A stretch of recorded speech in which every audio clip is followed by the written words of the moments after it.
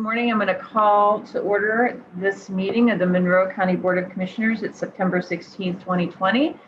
And I will note that I'm being joined by Commissioner Lee Jones and Commissioner Penny Giffins, and I'm Julie Thomas. So we are all present. The first order of business is the public statement read by Commissioner Jones.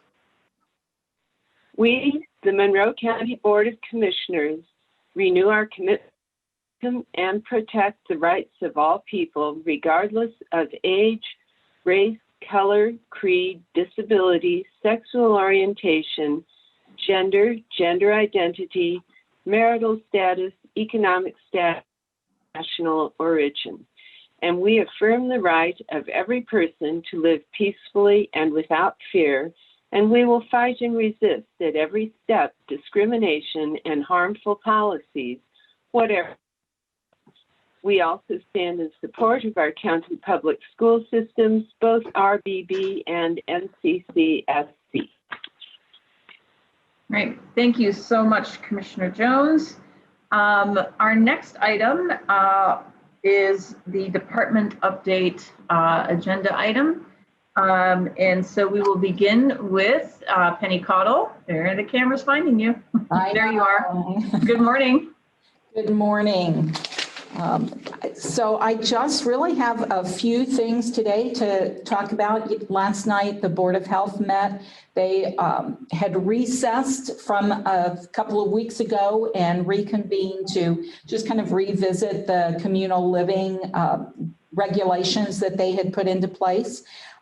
They did make a few small edits to that, and that is being edited for a final version, and we'll get a signature on that probably by the end of today. And that will be signed and then posted on our website. And we will also send that to IU so that they can send that out for us. They are willing to do that. Most of the changes, we had some discussions around sort of the sleeping arrangements and how that in terms of your 6-foot distance and the safest ways to reduce their capacity and still keep people safe. And there's a few nuances in that. And so there was some small edits to that.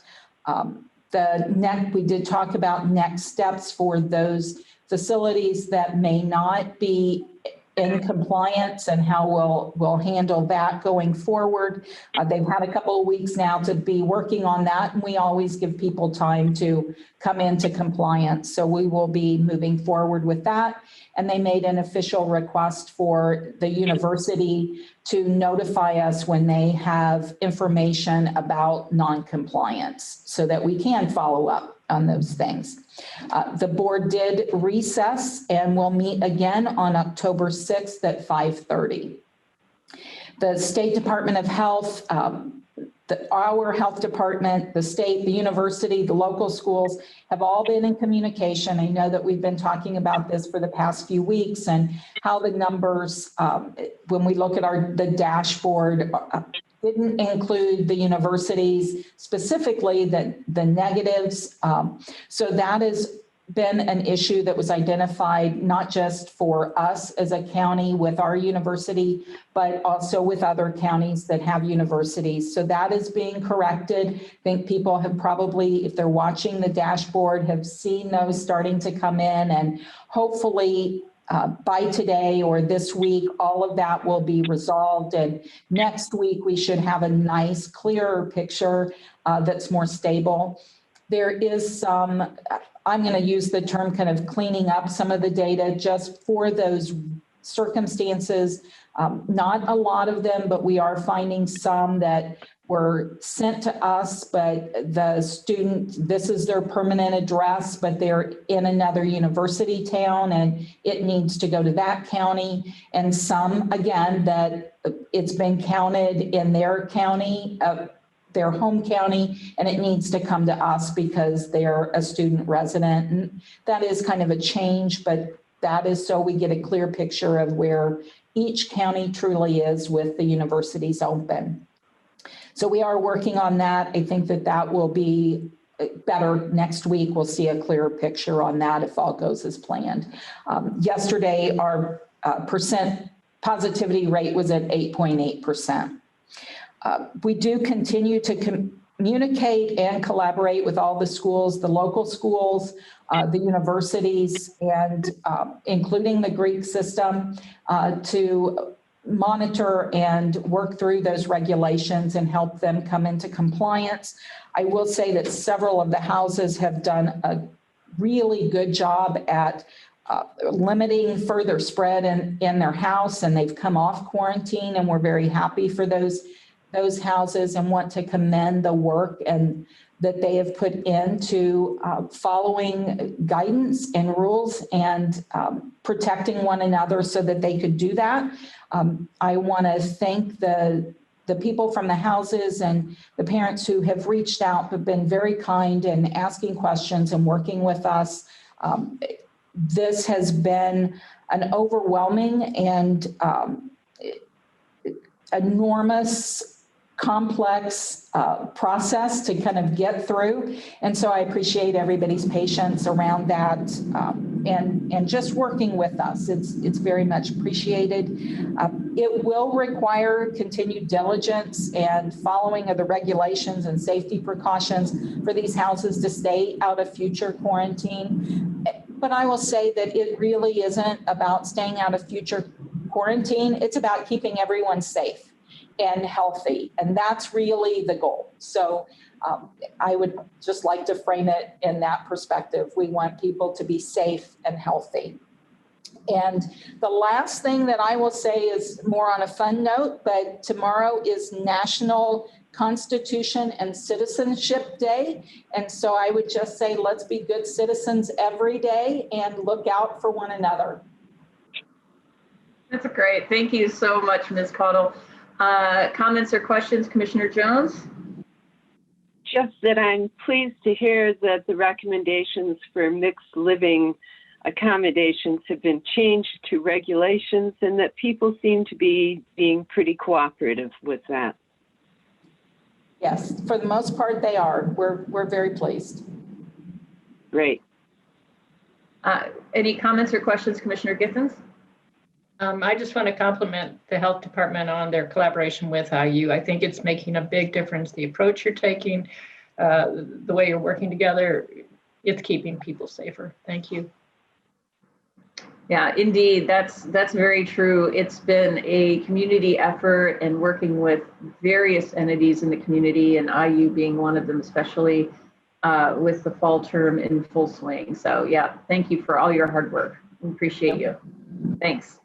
Okay, with that, we will turn to Allison Moore, Emergency Management.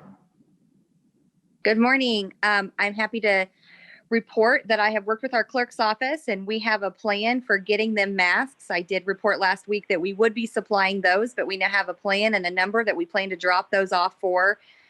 We will not let them run out. We are going to drop a large shipment off and then work with them. And if they need additional past the 22 days that you can do early registration, we'll be able to give them more as well for all of our poll sites for Election Day.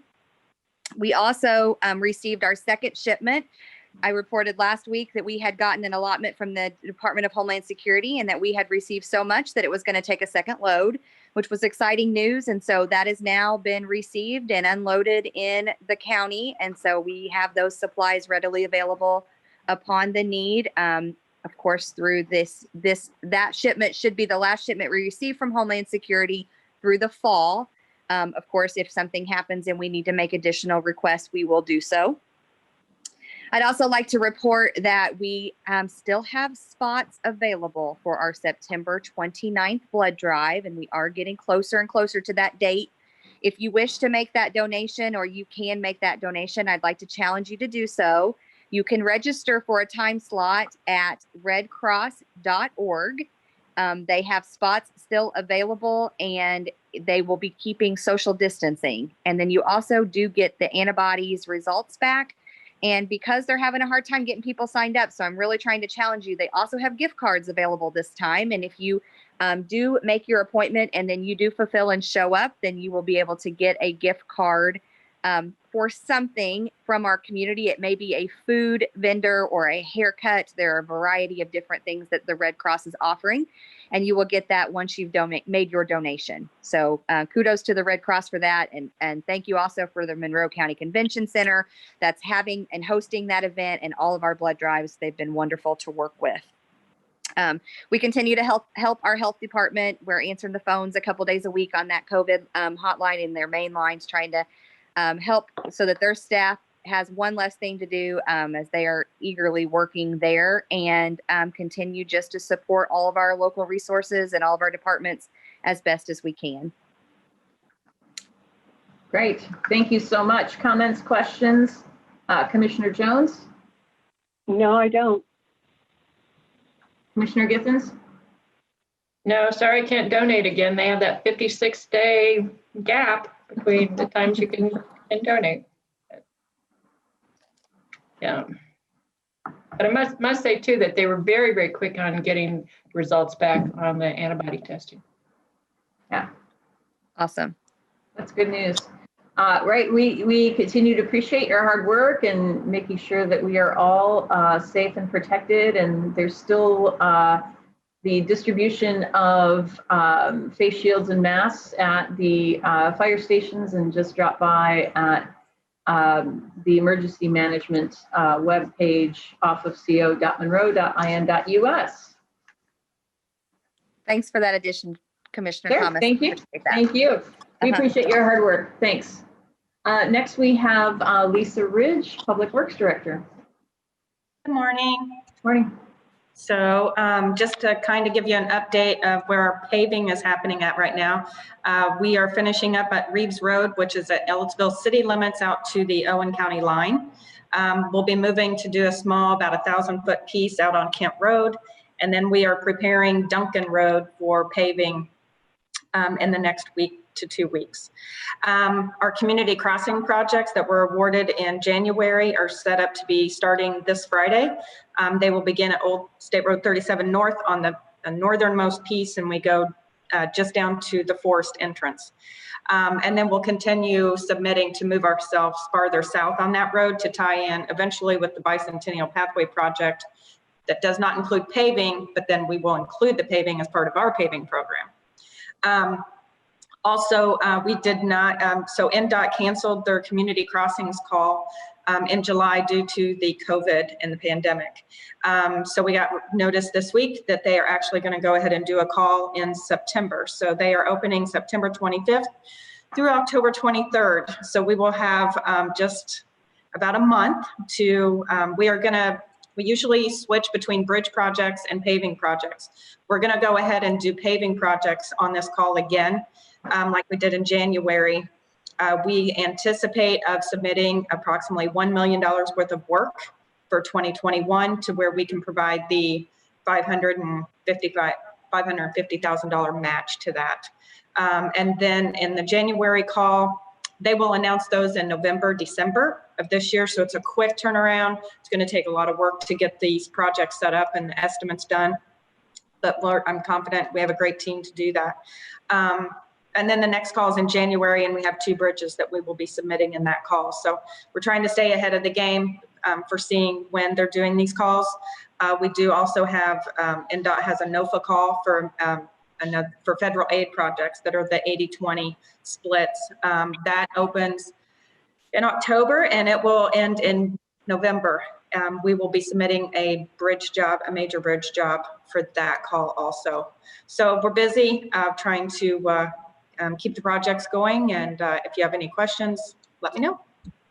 Thank you, Ms. Ridge. Commissioner Jones, comments or questions? Yeah, I happened to be on Reeves Road just yesterday, and it sure has improved a whole lot. Thank you. Thank you. I plan on getting out there today myself. I was in Morgan County for a road demonstration, preventive maintenance thing, so I haven't been out there. So that's my goal today. So it's impressive. Excellent. Comments or questions, Commissioner Githens? No, good work. Yeah, we appreciate all the hard work at the Highway Department, because there's always something that you're applying for and you're so successful. Right. So we appreciate the hard work that goes into those applications. doesn't go unnoticed. Thank you. Excellent. And with that, see if any other departments have an update for us. Doesn't look like it. So we will move on to public comment. And public comment is for items that are not on our agenda. Comment is limited to 3 minutes.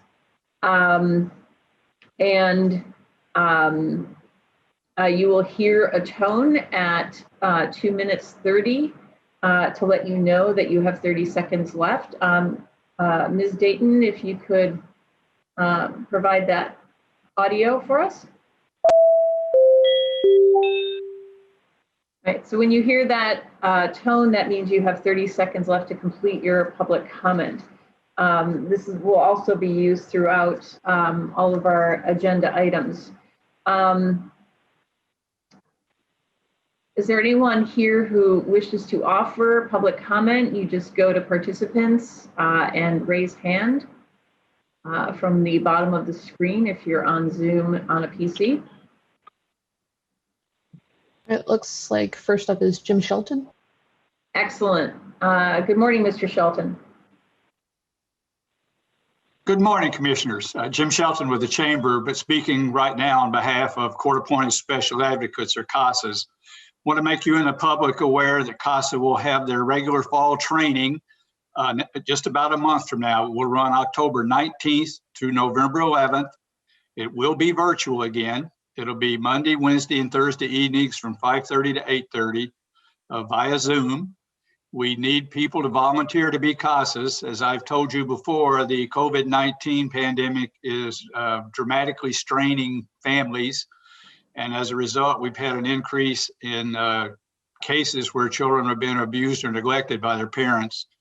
And we need volunteers to help them as they go through the court system and minimize the amount of time they're in and work with their parents to try to improve things.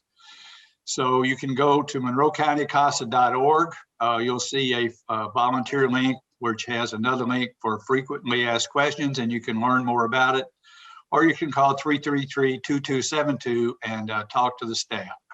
So please, out there, if you think that's something you would be good at, or if you've got friends or acquaintances that you think would be good at it, please let them know that we are going to have that training October 19th. Thank you. All right, thank you so much, Mr. Shelton. Does anyone else have public comment to offer for an item not on our agenda? There are no other hands raised. All right, thank you, Ms. Dayton.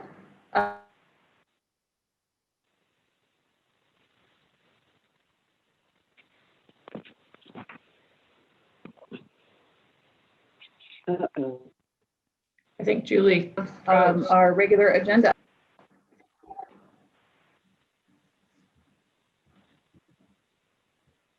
Here, I'll go off screen. Did that help? Did that help? Can you hear me now? Yes, it did help. Yeah, you're cutting in and out. Okay, I shut my video off. So we'll go on to the next agenda item, please. Approval of minutes, September 2nd, 2020, which have been revised, and September 9th, 2020.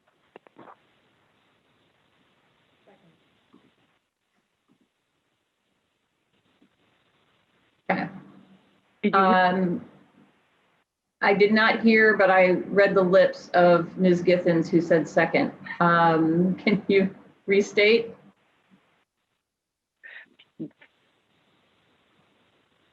Commissioner Restate the Githens, is that a motion. second? Yeah, I've seconded. Okay, thank you. All right, we have a motion and we have a second, and clearly we're having some internet slowdowns. The hamsters are running slow this morning. Any comments or questions on this agenda item? No? No. Okay, with that, Mr. Cockrell, will you please call the roll on the approval of minutes, September 2nd revised and September 9th, 2020? Yes, Commissioner Thomas, Yes. Commissioner Jones, Yes. Commissioner Githens. Yes. Motion is approved 3-0. Thank you, sir. Next item, please.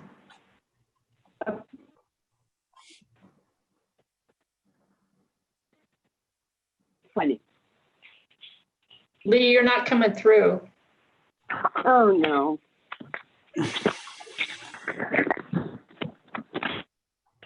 You hear me now? Yes. Yes. Okay, I've had to unplug my phone, which I hope I have enough charge to get to where it'll work. Okay, approval of claims docket, accounts payable, September 16th, 2020. Second.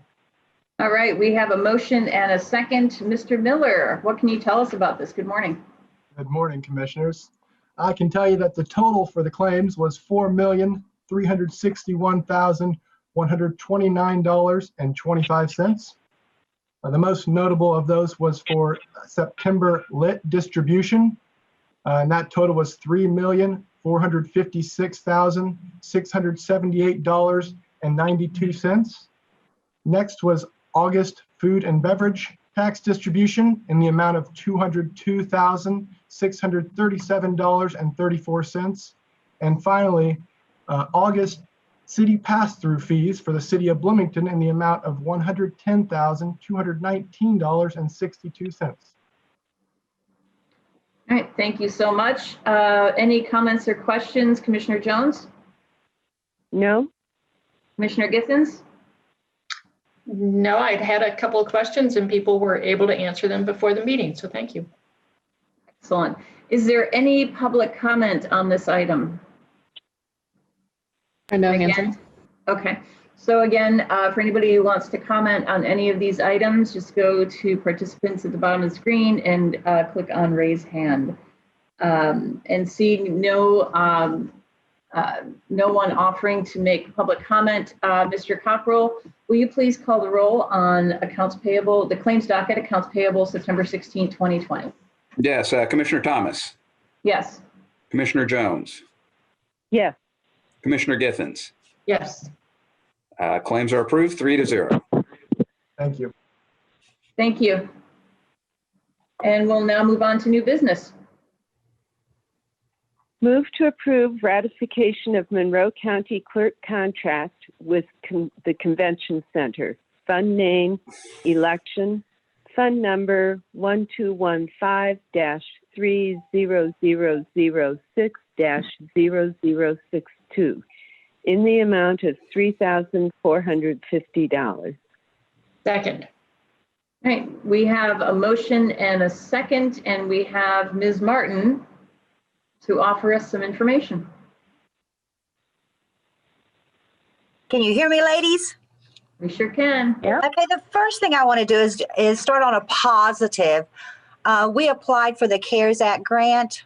We had to apply separately from everyone else due to, I guess, how the grant was written. And we got notification last night that we were awarded $64,131.53. So that money, we need it.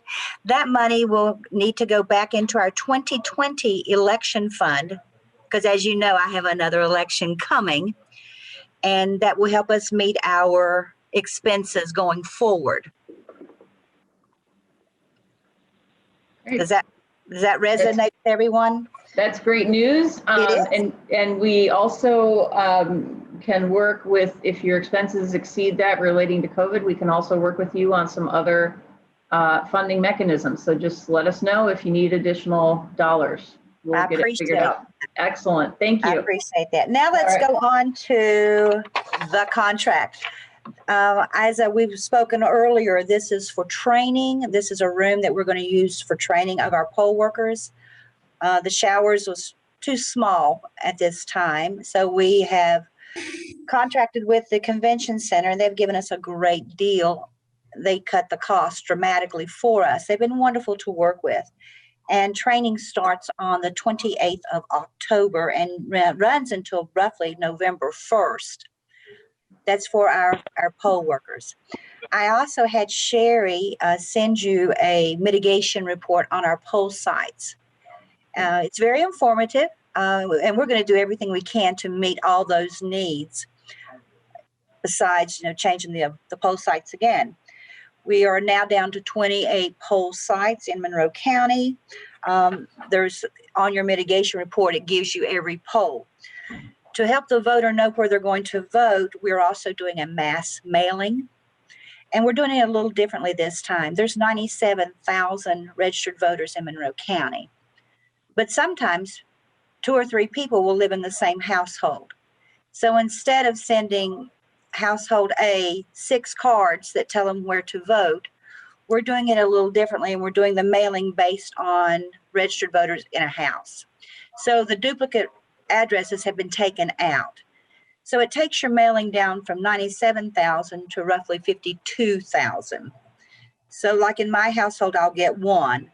Penny, in your household, you'll still get 1. Even though there may be 3 registered voters, you're only going to get 1 card that tells you about early voting, that tells you about election day, the times, and it also tells you where you're going to go to vote and the address.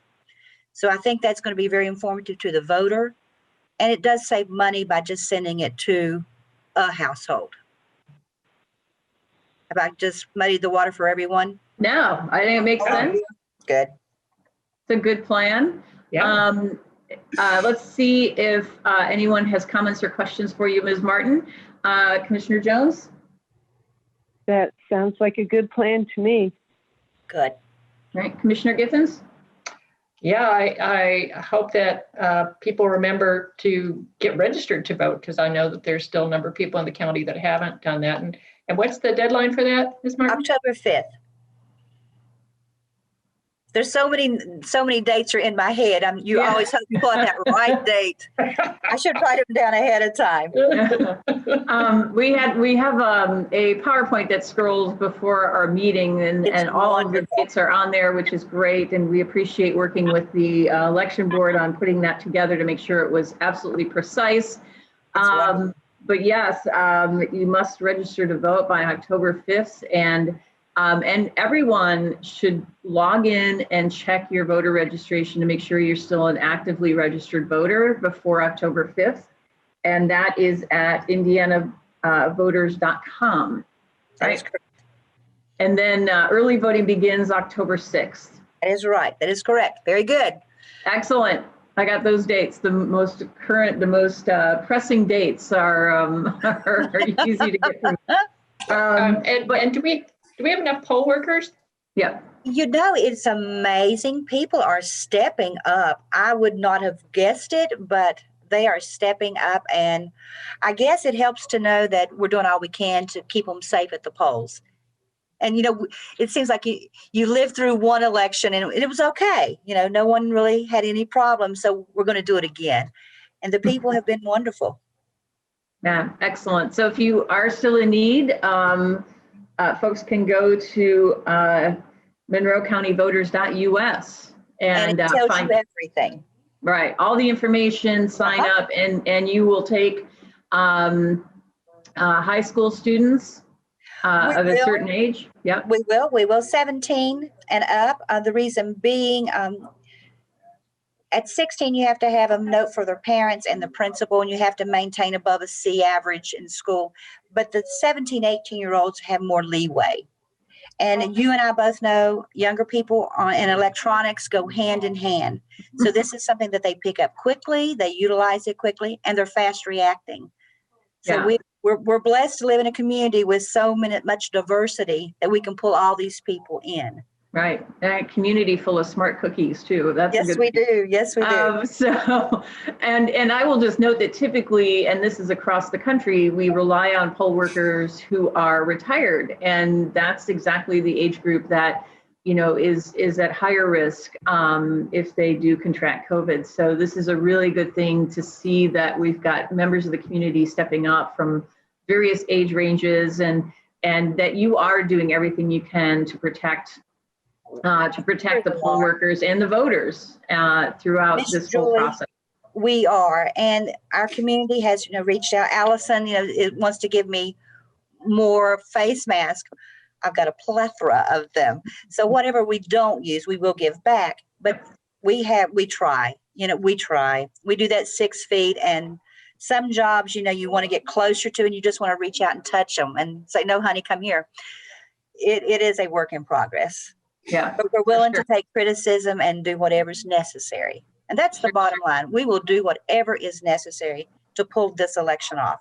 Absolutely. And that's why I say keep in touch with us. If you run through the 64,000 for COVID related expenses, just let us know. We'll make sure things get done, and we can use our CARES and FEMA grants to continue to ensure that everything is done perfectly. So this, and it's great that you're working with the convention center. It's a perfect fit. They're low on business right now, and it's a great place to meet.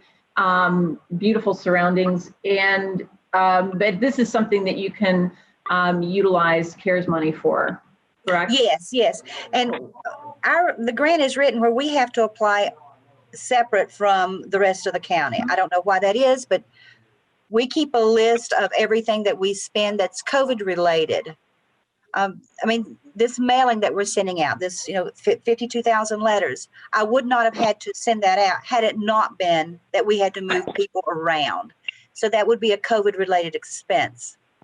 And we will take care of that when they open that door for us to apply, we'll hit it.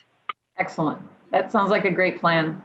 No, it's a work in progress. It always is. It always is. And we look forward. So in the future, we will be hearing the polling site list as the Board of Commissioners. I'm assuming that's going to be coming on our agenda soon. Agenda next. I do have the list, but I need to bring it in front of you. So that will be next week's, unless you want to chat about it now.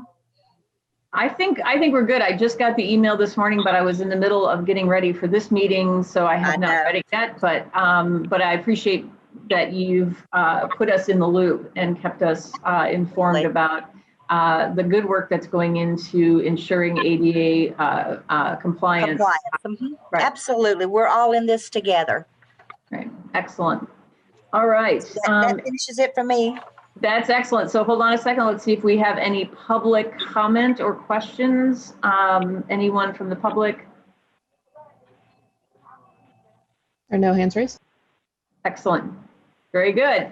Thank you. Mr. Cockrell, will you please call the roll on the ratification of the Monroe County Clerk contract with the Convention Center? Yes, Commissioner Thomas. Yes. Commissioner Jones. Yes. Commissioner Githens. Yes. Motion is approved, 3-0. Thank you so much. Thank you. Appreciate you being here this morning. All right, next item, please. Move to approve site improve agreement regarding ADA compliance. Fund name, Cumulative Capital Development, Fund number 1138-30041, in the amount of $11,750. Second. We have a motion and a second, and we have Mr. Evans here to tell us all about it. Good morning, Commissioners. The first agreement that I've got on the agenda is with a company called Site Improve. As you know, some time ago, under the Commissioner's leadership, we convened a ADA action committee internally here at the county. And this agreement is part of the work that we do in that committee. Essentially, our website has become a very important portal for the public in these COVID times. And, you know, as a certain percentage of the Bloomington residents have some sort of ADA issue that might make them visually impaired or need a little extra help with our website, it's incredibly important that we keep the website compliant from that standpoint. Site Improve is a nationally recognized company for this sort of thing. One of the challenges that we have with our website is because it is constantly updated by different departments here in the county, it's always changing. And so it's like hitting a moving target. Ensuring the ADA compliance of our complete website at any given time is difficult without having a service like this.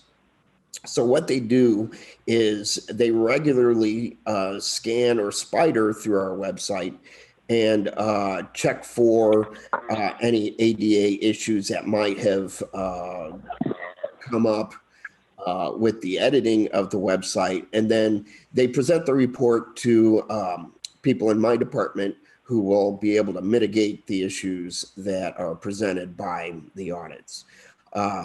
One of the things we did to ensure that we're getting everything covered is we're not only covering the main website of Monroe County, the www.co.monroe.in.us, but we have several ancillary sites that different departments have for different reasons, and the audit will cover those sites as well. So the goal is that if you're on any of the Monroe County sites, that you are experiencing it from a standpoint of having it have been vetted for ADA compliance. Excellent. Thank you so much. Comments or questions, Commissioner Jones? Yes, I have a terrible time with acronyms and could not seem to find what SEO stood for. Maybe search engine something? Yes, so SEO stands for search engine optimization. It's the way that Google and other search engines spider the web to find different websites and find keywords and things of that nature. So part of having a website that is fully ADA compliant is that you want the right things showing up in the search engines, and they help us with the behind the scenes tags that you use to get picked up by the different search engines. So yeah, SEO stands for search engine optimization. Thank you. And then I was also wondering in Exhibit A, and I don't have it in front of me right now because my computer's not working, but I noticed that the main county website, www.co.monroe, et cetera, is listed twice. Is there a reason for that?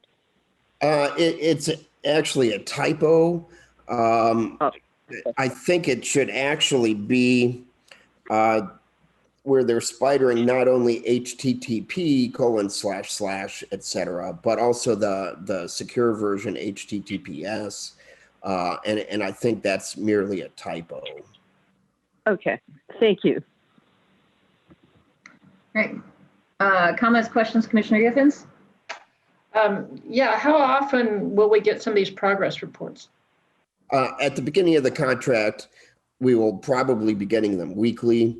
As we go through the site, the first couple times through, there's probably going to be some of the larger issues with the template that we're going to have to fix. We're lucky in that our website partner is eGov Strategies, and they have a fairly well-staffed ADA compliant staff themselves. But we expect the first couple of weeks of this contract, we're going to have to make some larger changes. Then as time goes by, we can have the audits as often as we want. They suggest maybe doing it every 3 weeks or every 4 weeks. And they also said in the contract that there will be some training and courses that people can attend. Will some of your staff be doing that? And describe what that'll look like.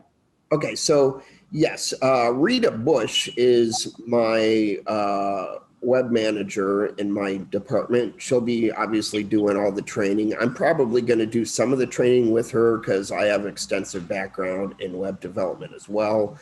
Probably Mark Hazelbaker, who does a fair amount of the backup work on updating the website when Rita's on vacation. He'll probably do the training as well. However, we've got a number of departments that are very active in updating their area of the website. And I think some of them will be interested in doing that additional training. That's open to any of the staff. Great. Excellent. Yeah, that was my question as well, because we do have some, I know our department does a lot of work with the web.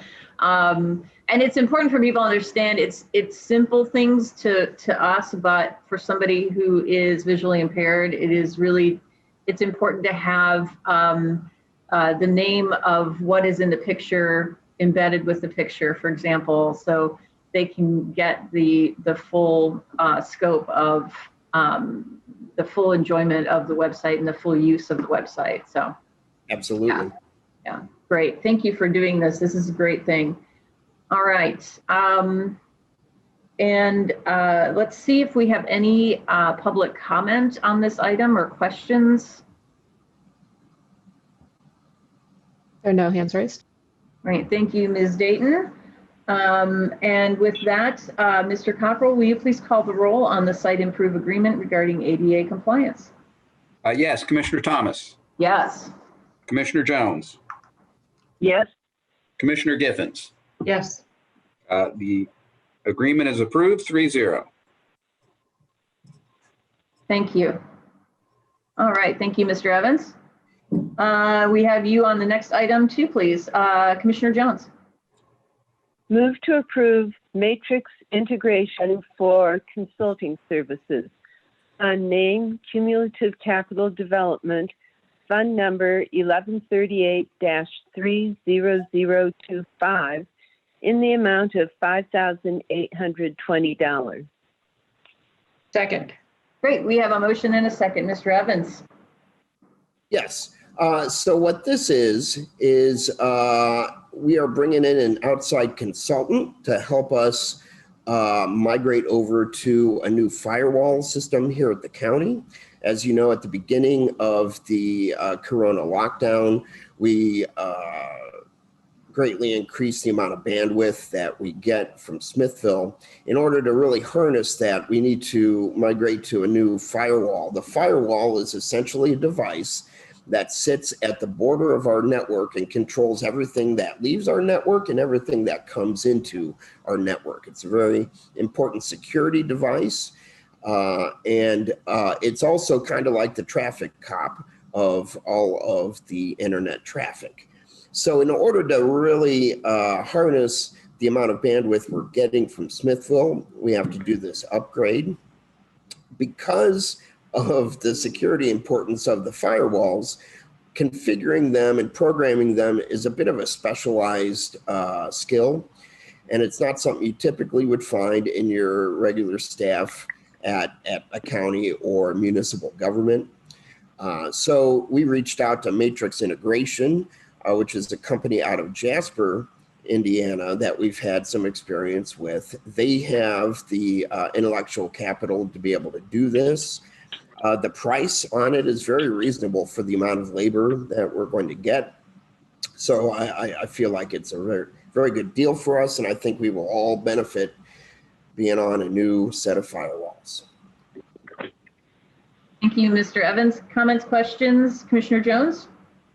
No, not now. Comments, questions, Commissioner Githens? No, thanks for the explanation. All right, and I appreciate you shopping locally. That's a nice thing. That's a really good thing, using an Indiana business. Excellent work. Okay, let's see if there are any comments or questions from members of the public. There are no hands raised. Okay, with that, Mr. Cockrell, will you please call the roll on Matrix integration for IT consulting services? Yes, Commissioner Thomas, Yes. Commissioner Jones, Yes. Commissioner Githens. Yes. Motion is approved 3-0. All right, thank you so much, Mr. Evans. We appreciate your hard work. Thank you. Thank you. All right, and our next agenda item relates to the Benton Township joining the Monroe Fire Protection District. And so what I will do is begin by opening the public hearing regarding adding Benton Township to the Monroe Fire Protection District. With the hearing open, I would like to turn this over to Mr. Cockrell to explain some things, and then we will talk to some of the other key folks as well. Yes, thank you. Good morning. Morning. What we have here is, and we started this process a long time ago, and I think it's been delayed somewhat due to the state of emergency that we've experienced over the last 6 months. But the commissioners had approved a resolution that kind of outlined the steps towards considering this item. The two major ones are that they held public informational meetings about what this means to the taxpayers and the residents in Benton Township, and then have a petition signed by a certain number, and I believe in this case it was 402 residents of Benton Township that would indicate they support this merger. Report from the auditor's office yesterday, which I shared with the commissioners, was that they had exceeded that 402 number. I think they had 425. So those conditions are met. So what we're doing now is a public hearing for the people to let you know whether they agree or disagree with adding Benton Township to the Monroe Fire Protection District. I believe that we also have Mr. Dillard and the township trustee, Ms. Bright, here to have comment as well. So with that, I think we open it up for the public to let you guys know what they think. Excellent, great. So yeah, before we take public comment, let's turn it over to Michelle Bright, who is the Benton Township trustee. Good morning. Ms. Thomas. Good morning. Our volunteer fire chief, Charlie Powers, has to leave here in a few minutes for another commitment. So if it's okay with you, Sure. I believe he has a few words to say. Sure. Let's go with Fire Chief Mr. Powers. Fire Chief Powers. Thank you. Thank you. Good morning, everybody. First off, I want to thank the commissioners and everybody for allowing us to bring this in front of you.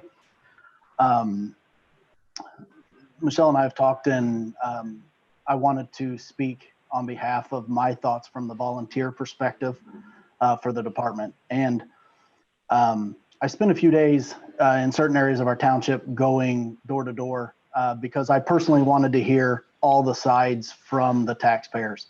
And I heard everything from, oh my goodness, this is the world's worst idea, to I wish it would have happened 5 years ago. And then everything in between. And as a taxpayer who has some property in the township, I certainly understand the negatives from the cost perspective. But as the volunteer fire chief, as well as somebody who, although his kids are grown, they still come to my property, and you know, I have a house that I like and want to protect.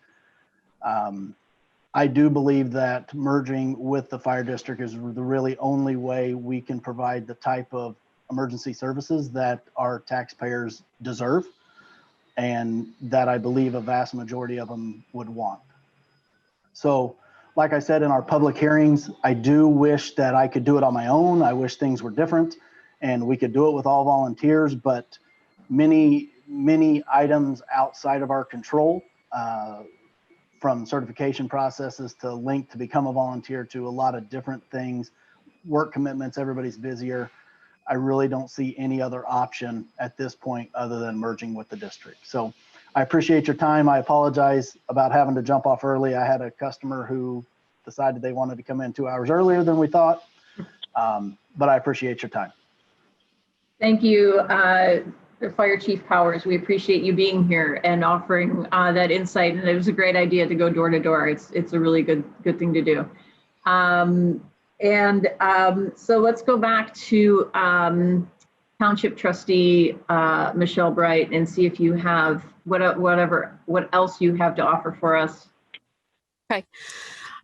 Just so that everybody knows kind of a history of this topic in Benton Township.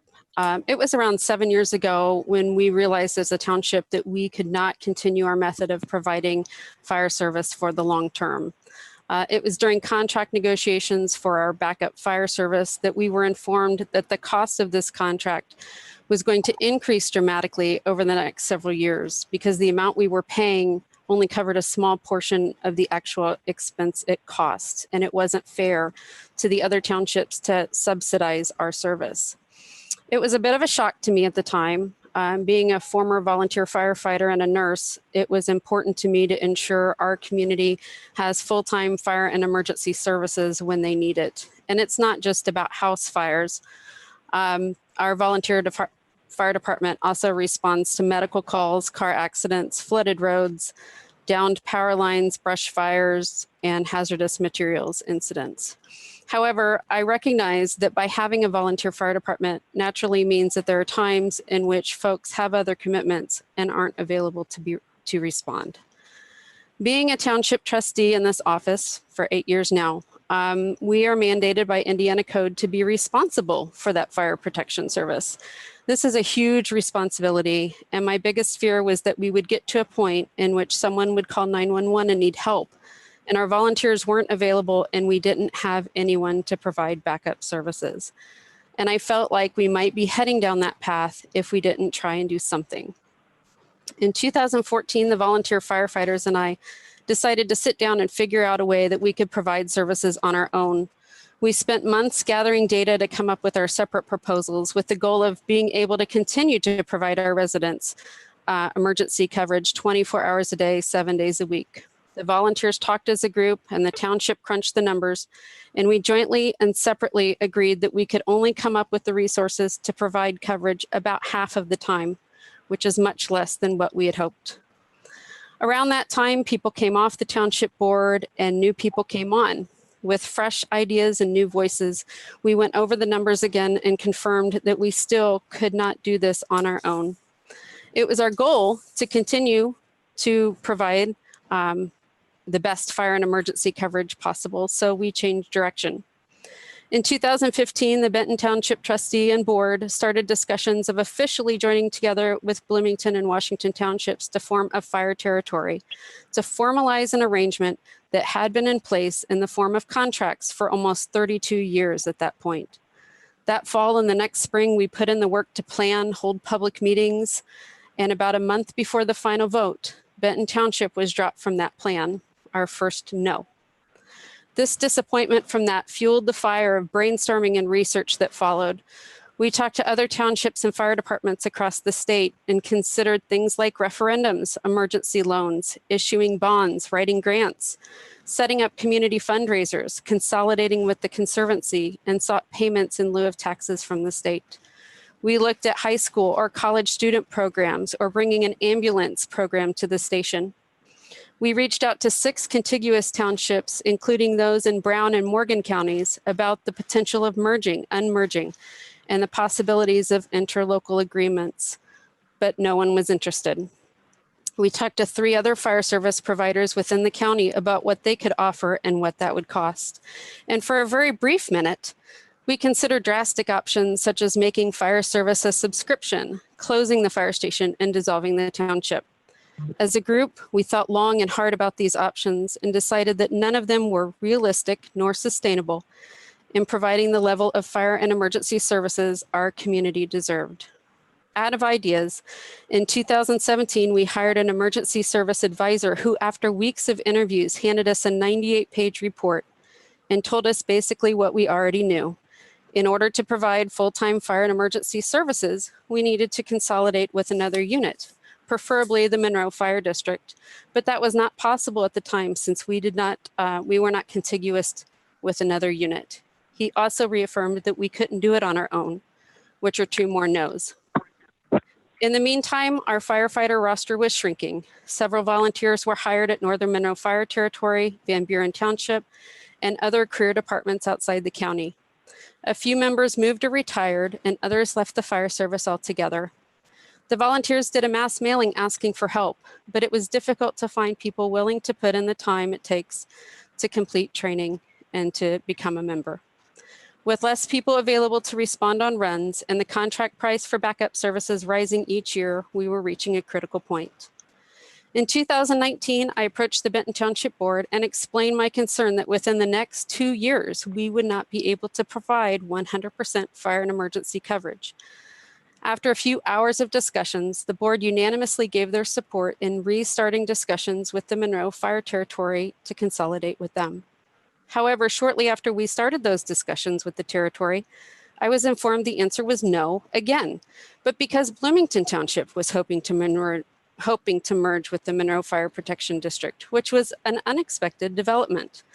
We thought that Salt Creek Township would be our way to join the district, but Bloomington Township joining the district opened up that door to us.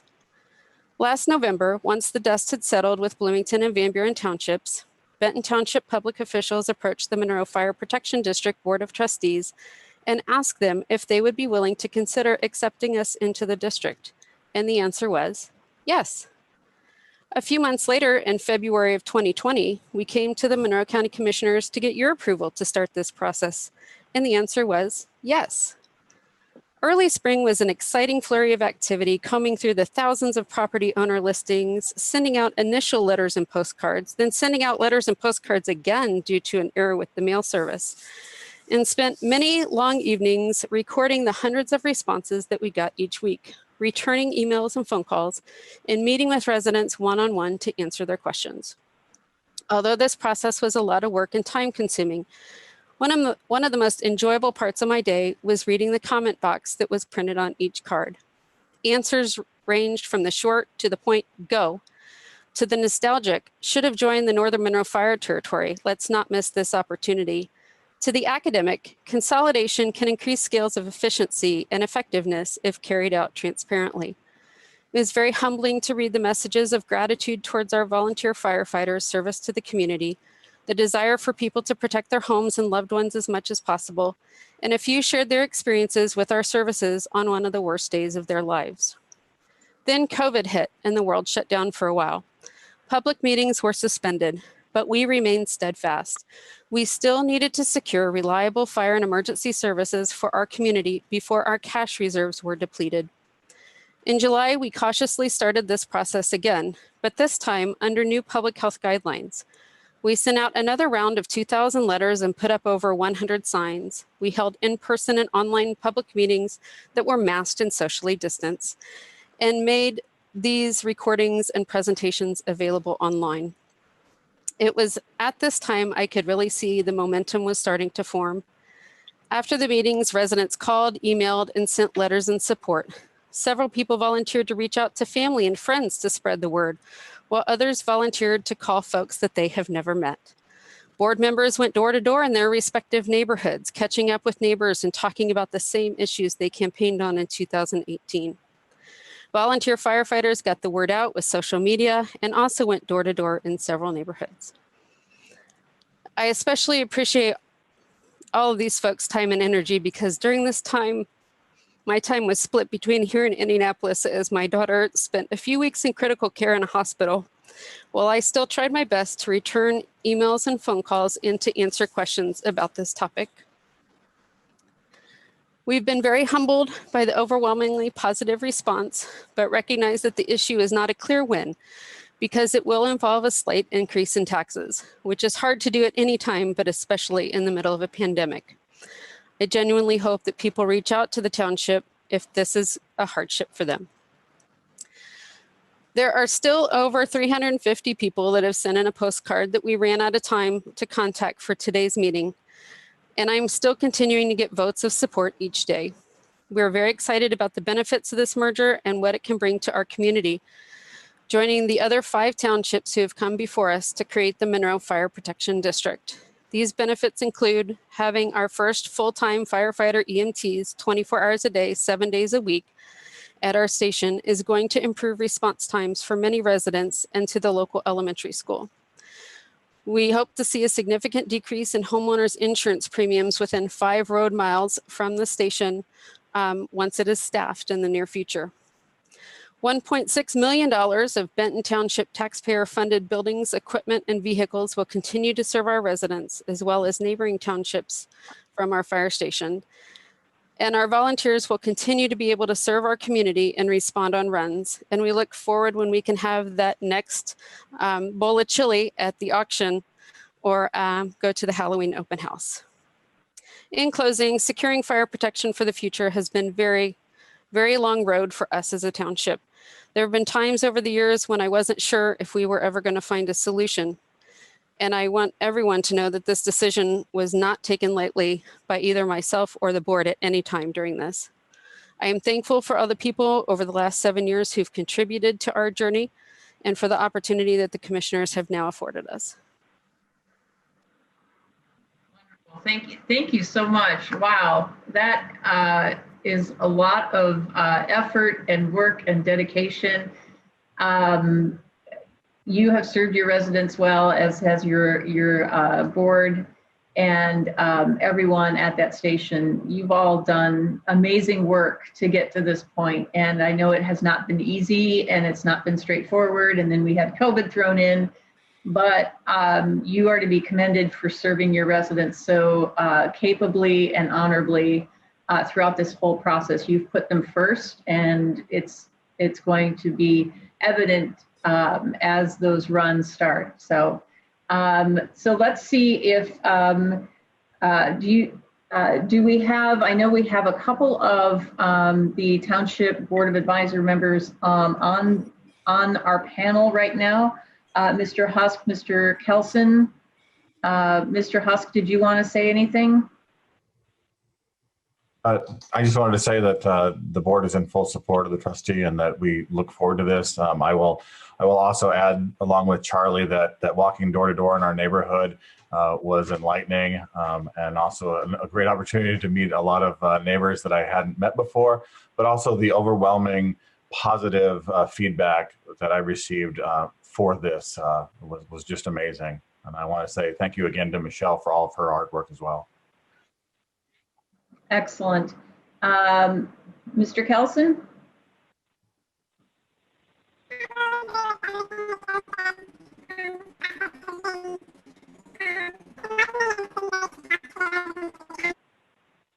I'm not sure what's going on with that audio. I apologize. I'll check with him real quick. It says he's muted.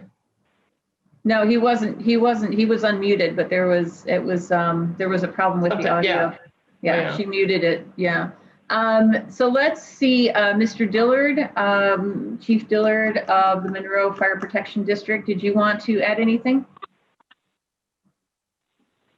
Oh, I mean, I think that this has been a learning curve for all of us. In 2016, it started. And with all of the trustees that I've gotten to work with over the past few years, lots of dedication in the townships. And Michelle has been tremendous. I don't think a lot of people realize the time and effort that goes into something like this. You know, it's difficult. It is hard to reach everyone, to make sure everyone's informed of what's going on. And I know that we want to do that. I know Michelle has strived to do that. And going door to door was very impressive to me. So we look forward to this. If you guys approve, we are already prepared. Plans are in works, and January 1, we will hit the ground running. So thanks again. Excellent. Thank you, Chief Dillard. Did we, Ms. Dayton, were you able to connect with Mr. Kelson, see if he had anything to add? Yep, I've fixed my microphone now. Excellent. Yeah, I would just I agree with everything that Joe said. This has been a wonderful process and very enlightening, and to talk to the residents in the township. And I'm really looking forward to the next phase of the fire protection service in Benton Township. Great. Thank you, Mr. Kelson. Thanks to you and Mr. Husk for your service on the board, the township board as well. We appreciate that. So let's see if there is anyone who has comments or questions for the public hearing portion of this. So we'll open it up to see if anyone has any comments or questions.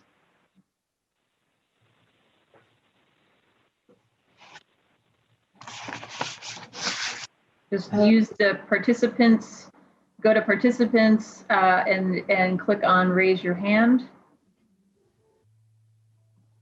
Okay, it looks like first on the attendees is first name Emma. Okay.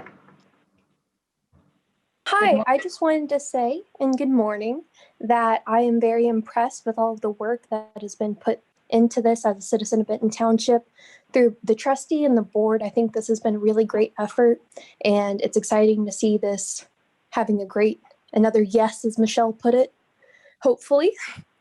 But I think it's very impressive, and I think this would be the best thing for the entire township's interest. And I'm just very supportive and impressed by all the work that both Michelle and the board have put into for this merger.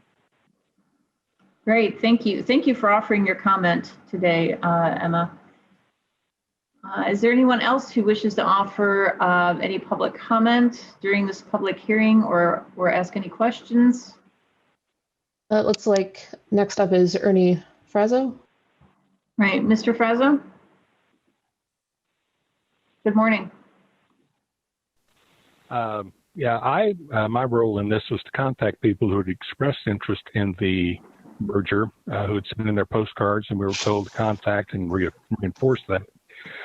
Objectors I encountered fell into one of three categories. First is the diehard tax resistor who wouldn't pay a penny to save his own life, and we had a few of those. They think they pay too much in taxes now, but funny thing is their houses, barns, and fields could burn without this merger, despite their objections to taxes. Second category are those residents who've never used either fire protection service, emergency services, and see no need to pay more for it.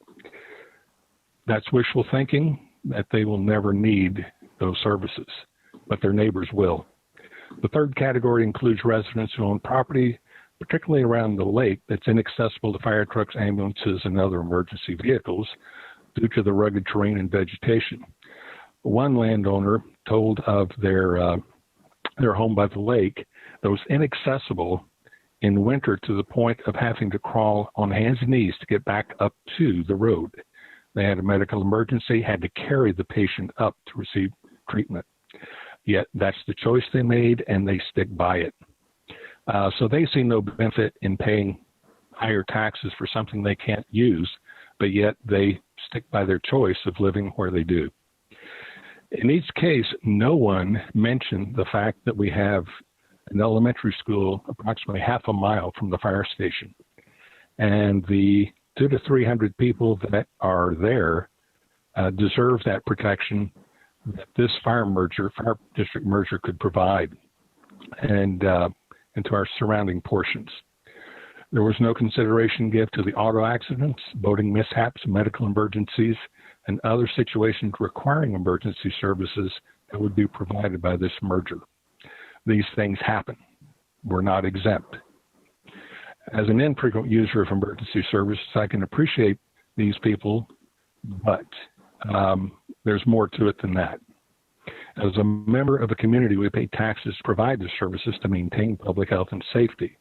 If there's an emergency, I want someone to respond immediately to the 911 call, regardless if it's for a crime being committed, an auto accident, medical emergency, industrial or farm accident, or for a house or structure fire. We each contribute our share to that common good in order to protect our neighbors, our fellow township residents. In my conversations with those who did not support the merger, I did not encounter any rudeness or hostility or incivility. I was treated as I treated the person I called, dignity and courtesy. I engaged.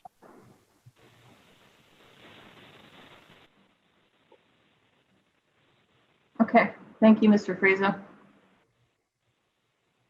Is there anyone else who wishes to offer? That's really helpful to have that information, that it's true that there is that range of responses to this change in service. Anyone else have public comment or questions?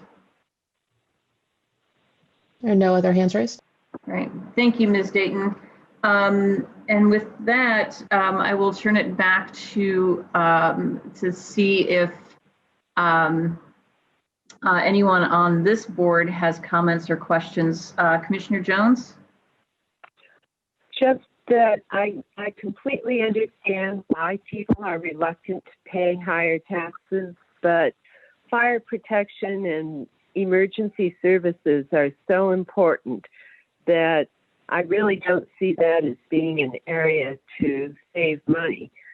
And I do think that all of the townships that have already joined the fire district are finding that they're getting much better services and are really appreciative of it. And thank you. Thank you. Commissioner Githens, comments or questions? Well, first of all, I want to thank Michelle Bright for the immense amount of work she put in to make this happen. Her dedication, as you noted earlier, is just amazing. And I also hope that people will have a sufficient saving in their homeowners insurance to offset some of this increase in taxes that will happen. But there's a balance between things. And if you come out as a net neutral on your money and get better protection, wow, that seems to me that would be the way to go. Thank you. All right, and I'm heartened to see the really positive, first the great work and the transparency and the research and the information provided to every resident of Benton Township by the township trustee and the board, and then the additional information that came from Chief Dillard for the residents about what to expect and what it would look like and how it would function. And those meetings were great. I learned new things in them.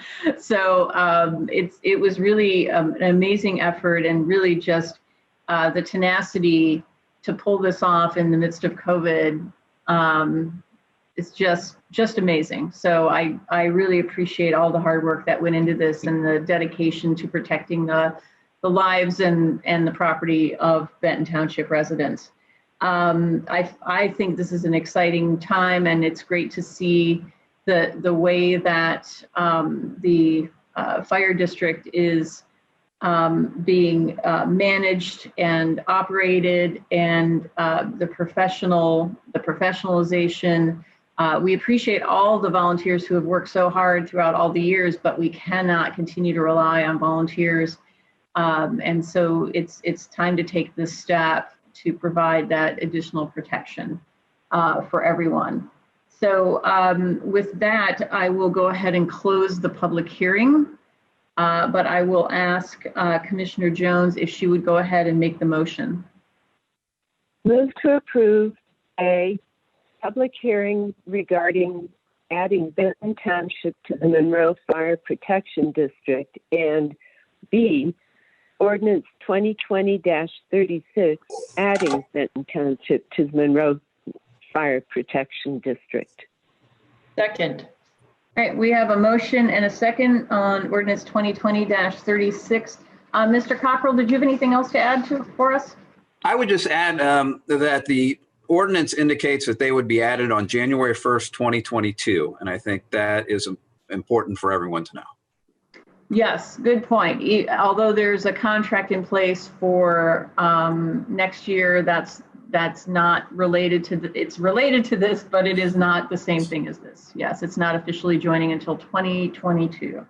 Good point. Thank you for that. Any other public comment on this or questions? There are no other hands raised. Great. Thank you so much, Ms. Dayton. I appreciate your help throughout this process. With that, Mr. Cockrell, will you please call the roll on Ordinance 2020-36? Commissioner Thomas. Yes. Commissioner Jones. Yes. Commissioner Githens. Yes. Ordinance 2020-36 is approved 3-0. All right. Congratulations, everyone, and thank you for all your hard work. Thank you. All right, we'll move on to the next item, please. Move to approve CSX Transportation, Inc. agreement, fund name, local road and street, fund number 1169, in the amount of $14,300. Second. All right, we have a motion and a second. Ms. Ridge. Good morning. I do want to make a clarification. This will not be out of local road and street. This is in our West Side TIF district. So I apologize for that. That was my mistake on there. Basically, our new road, Vernal Pike Connector, is going over the railroad. So CSX requires all of our plans, preliminary plans, final plans, agreements are to be sent to them for their engineers to be able to have input on those design plans. So this is for their engineering costs for $14,300 to be able to work with our Vernal Pike Connector project. Great, thank you so much. Comments or questions? Yes. Commissioner Jones? Yes. Lately, we've been talking a bit about how very long a lot of these road projects take, and I was just wondering if you have any projected date for hopeful completion? So this is a federally funded project, and it was awarded for fiscal year 2022, I believe. So we have to stay on that timeline, and that's for construction. So a 2-year, depending on, and also right-of-way has a lot to do with that. But that is when the money is set aside for construction of this project. Wonderful. This is a very needed additional road in the western part of the county.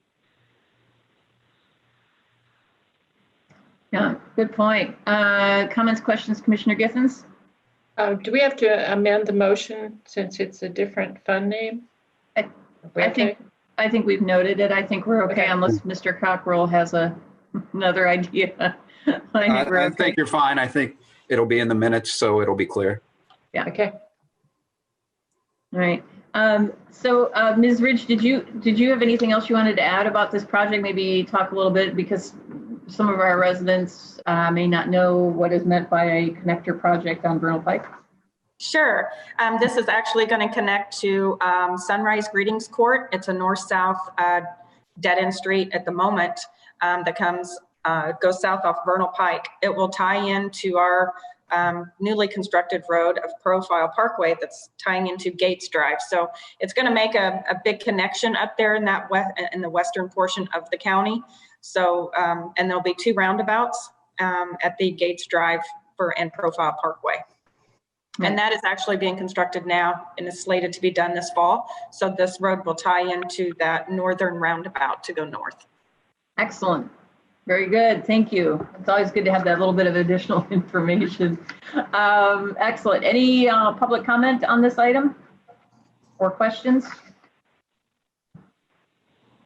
There are no hands raised. Thank you, Ms. Dayton.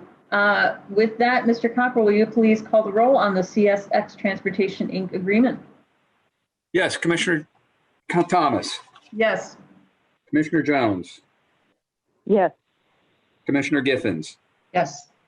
The CSX agreement is approved 3-0. Thank you so much. Next item, please.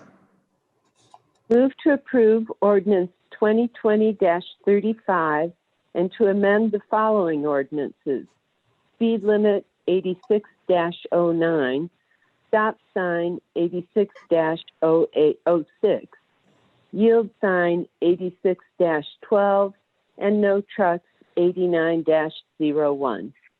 Second. All right, we have a motion and we have a second. Ms. Ridge. So all of these roads have to do with us taking transfer of the roads from the construction of I-69. The signs are all in place. They basically were codified by the Traffic Commission Board. They are all warranted by the MUTCD, the Manual on Uniform Traffic Control Devices. So we needed to bring the ordinance to you to be able to make them legal. I can read all of these locations if you like, but there's quite a few. how about just offering some of the road names that are involved? Sure. So people understand the areas. Yeah. Absolutely. So we would have Burma Road, we have Shaw Road, we have Wayport Road, Thomas Ridge Road, Judd Avenue, Jordan Court, Woodhaven. That subdivision, lowered the subdivision to 25 mile per hour, and that is Woodhaven Estates.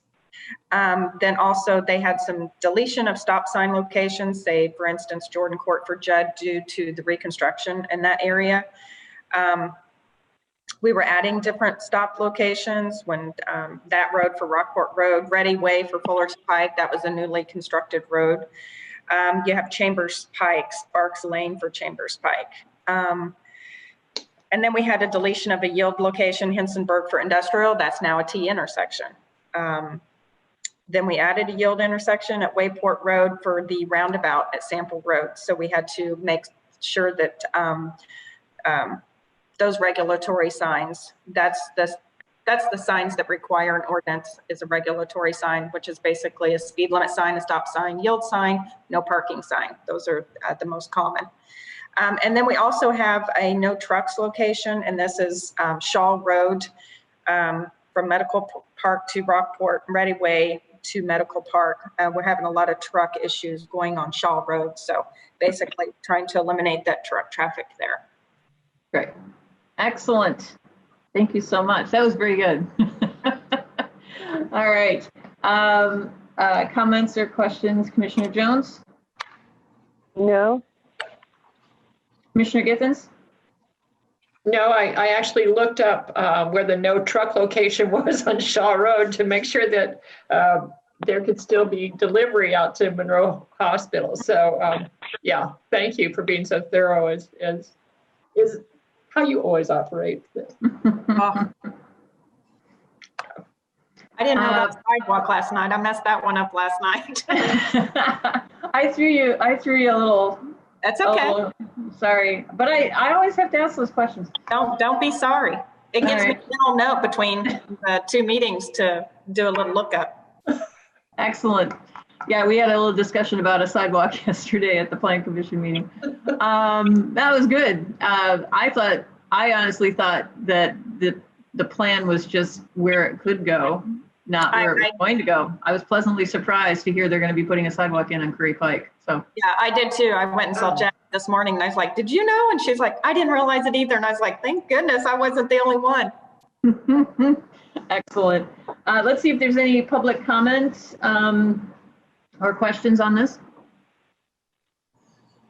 There are no hands raised. All right, excellent. Mr. Cockrell, will you please call the roll on ordinance 2020-35? Yes. Commissioner Thomas. Yes. Commissioner Jones. Yes. Commissioner Githens. Yes. The ordinance is approved 3-0. Excellent. And next item, please. Move to approve NDOT change order number 18 for Fullerton Pike Phase 1.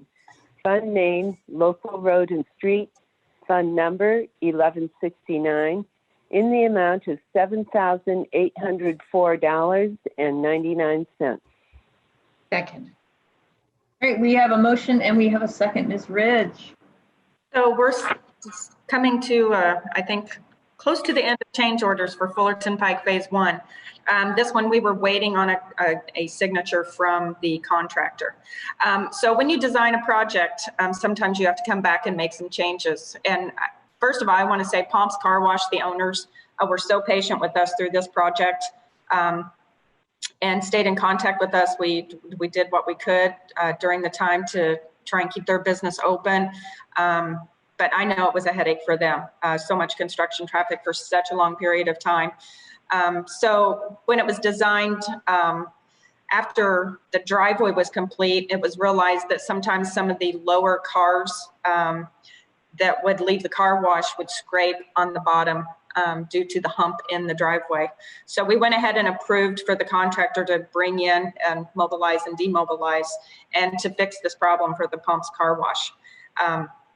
We will submit it to NDOT to see if it qualifies for the 80-20 split, but no matter what, I felt like we needed to do this for the car wash because they were so patient for a project that went 2 years over.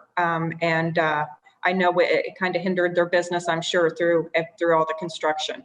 So this did eliminate the problem, and they came in and they grinded it all down to make it smooth for all the cars exiting that car wash. All right, comments or questions, Commissioner Jones? No, glad you're doing it.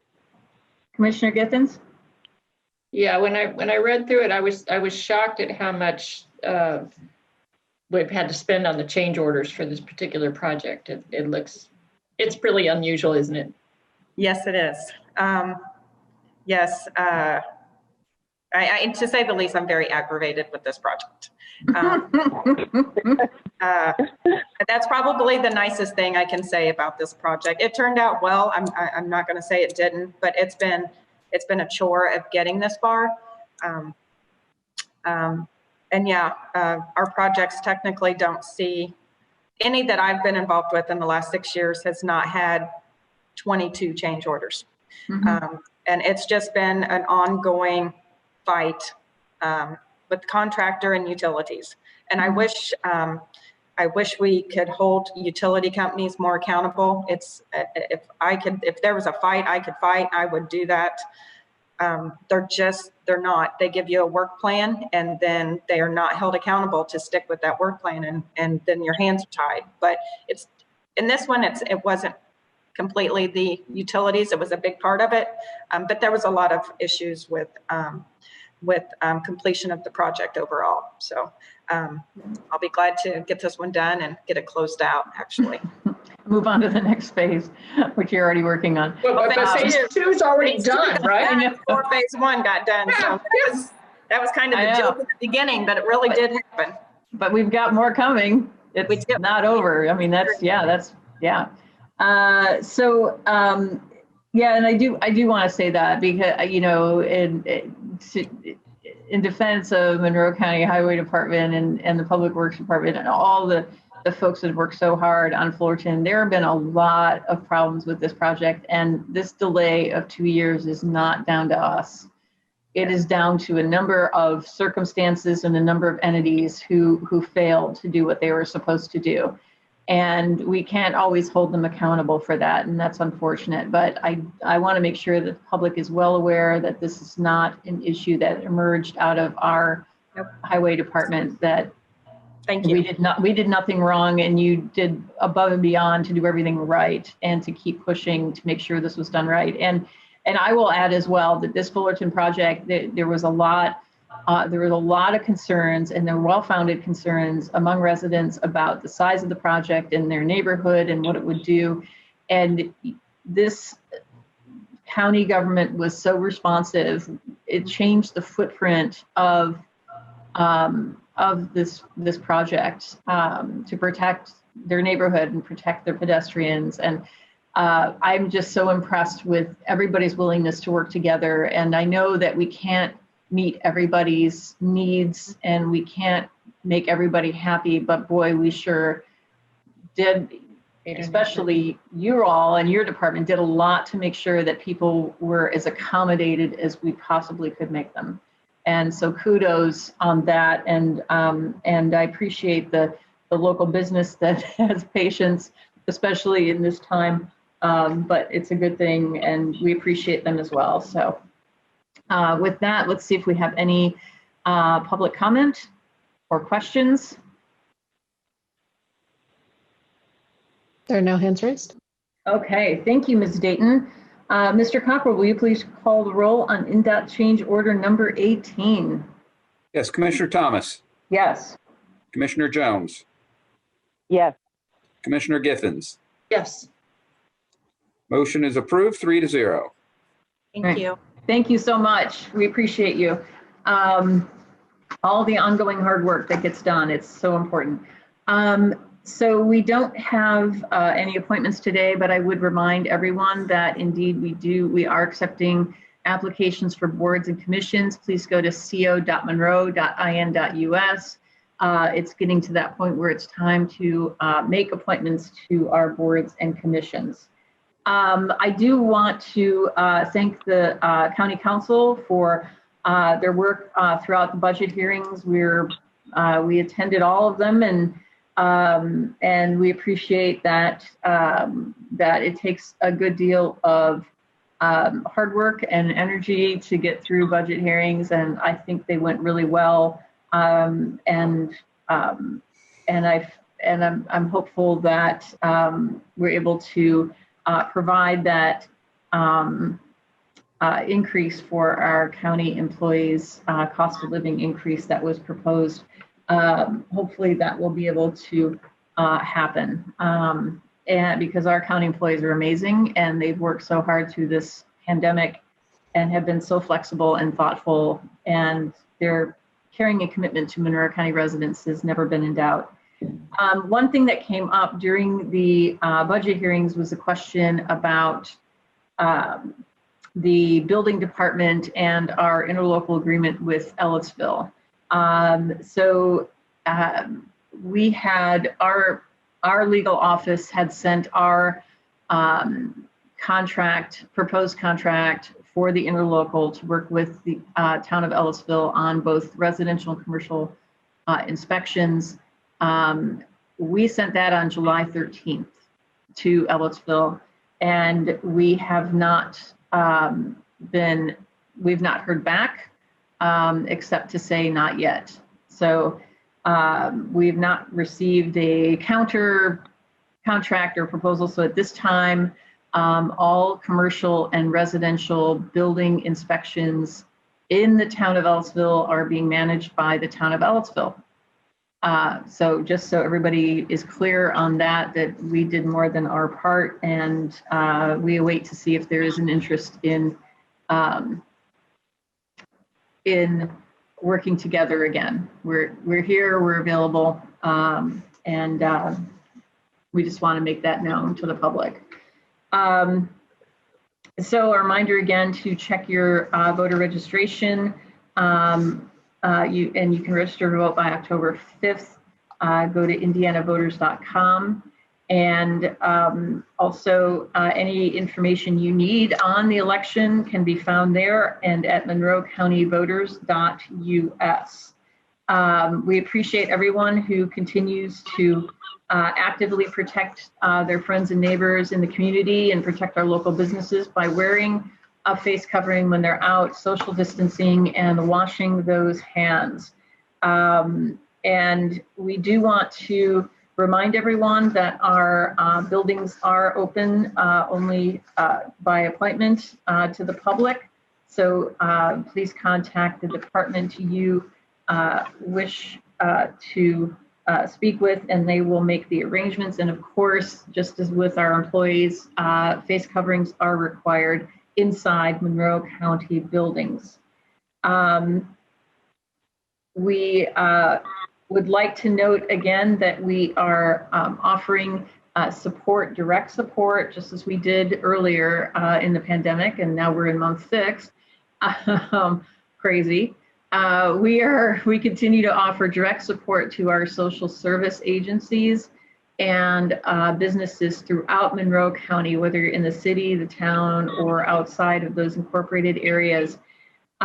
We are providing CARES funding for our area businesses. These are not for non-payroll COVID-related expenses that have not been covered elsewhere. And you may go to co.monroe.in.us, look right on our homepage there and click through and apply. As of last week, I will be getting new numbers tomorrow, but as of last week, we have provided over $71,000 in additional funding. This is beyond the grants we provided earlier. $71,000 in additional funding for local businesses and social service agencies. And we're also providing CARES funding directly to taxing units, including $26,101 to the Monroe County Public Library, which we're so proud and happy to do. So if you do have an expense, please contact us and let us know, and we'll help you out. Also, please note that we worked with the county council to provide a Township Trustee Association fund to help folks, residents in the townships, and every county resident lives in the township, to help county residents with things like paying for shelter and utilities and the necessities of life.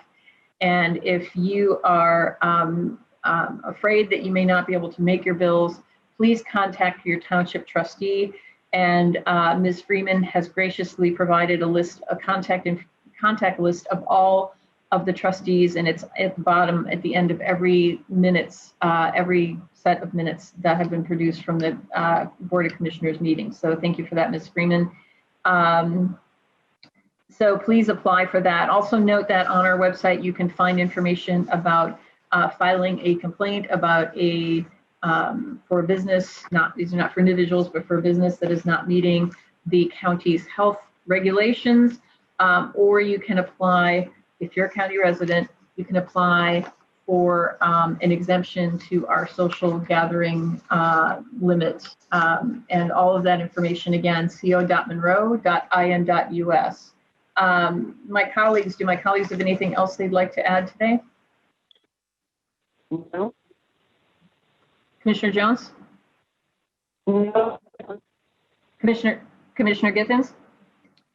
Yes, I learned last week that there are vouchers available for families who have 4-year-olds that are eligible for the On My Way pre-K program. And I wanted to urge anyone who was interested in one of those vouchers to contact Jennifer Myers at the Community Foundation of Bloomington and Monroe County. You can email her, Jennifer at cfbmc.org, which is Community Foundation of Bloomington and Monroe County.org, or her number is 812-333-9016. Again, that's for 4-year-olds. You do have to qualify, but there are a number of those vouchers available, and this is another way to help families return to work potentially, because these are good places. I also want to congratulate Van Buren Fire Department for celebrating 50 years of existence. They held a get together last Saturday, and it was quite an uplifting kind of occasion. And while I was there, I was talking with Rita Barrow, the township trustee, and she said that they are really starting to see requests for the township assistance. And so again, I just want to repeat what Commissioner Thomas said, that there is money available to you. We want to keep people housed and safe. Right, absolutely. Yeah, it was a good event. It was good to see everybody. It's a little bittersweet because they're joining the fire district as of January 1st. So some changes coming, and so it's a little bittersweet, but it was a nice celebration. I appreciate the hospitality at the Van Buren Fire Department. While it still exists as a Van Buren Fire Department, we appreciate their hospitality. All right. So with that, it doesn't appear that we have anything else to cover, although I will. So Ms. Githens, you want to remind people to complete the census? Oh, yes. And we need that money, quite frankly. I mean, that's what it's partly about. The census is partly about federal funding that comes to us. Over the course of the 10 years that things are impacted by each census, we could gain or lose over $250,000 for each person that either is or is not counted. And that goes towards our roads, it goes towards schools, it goes towards healthcare, all kinds of different things that make it important to our community. It also impacts how the lines are drawn for voting. Both the precinct level, for county commissioners, for county council, all the way up through our congressional candidates. And so we would like to see as many people as possible counted. I know that the census office is working with IU to get as many students as possible counted, but I urge anybody who has not been counted to either open your door to the census worker who comes or to fill out the form online. Great. What is that website again? Oh, we'll have to get it. Sorry. Sorry, it's It was not an- my fingertips. It was an easy one, wasn't it? It's like 2020census.gov, something similar to that. Let's see. Yes, 2020census.gov. You're good. You're good. Yes, I just Googled it. 2020census.gov. Yeah, please get that done. I think there's a direct correlation between funding, services, and representation with your ability to fill out that census to be counted. So we need to make sure everybody gets counted this year. I know it's been a tough year, but this is the year to do it. So it's in the Constitution. We're going to do it. Excellent. All right. So thank you, everyone. Thank you again to TSD and CATS. Thank you to our amazing staff. And a huge thank you to Ms. Purdy, Mr. Cockrell, Ms. Newman, Ms. DeLauder-Myers. We appreciate you all so much. And with that, we are adjourned. Our next meeting will be the 23rd of September. Out. Did you have anything to add? No, just that. Just saying hi. Yeah, just saying hi and just saying that all of us appreciate you guys. We really, really do. Thank you. Thanks so much. All right, with that, we are adjourned. Be well, everyone. See ya.